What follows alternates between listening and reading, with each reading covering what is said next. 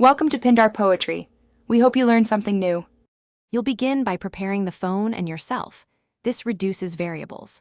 First, update iOS so the fingerprint framework is current, then backup data in case a full reset becomes necessary.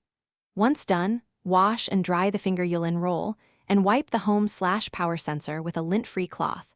A smudge or screen protector can break the scan. Now go to Settings and open Touch ID and Passcode to start removing old fingerprints and begin a fresh enrollment. Now re-enrollment requires technique. Delete every saved fingerprint so the system builds a clean map. Add the primary finger first and lift it slowly between captures. Enroll the same finger 2 to 3 times while rotating its angle to capture edges and center.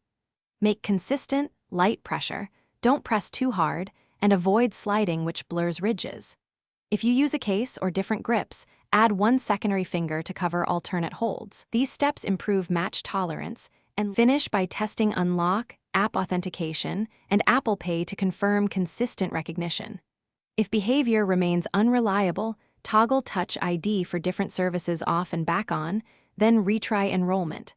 Once you've exhausted software steps, perform Reset All settings to rule out corrupted preferences.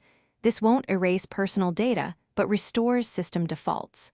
If problems persist, suspect hardware, book an authorized service appointment for sensor replacement or board-level diagnostics, because true sensor faults won't be fixed by software alone. Thanks for watching. Consider subscribing if we helped you.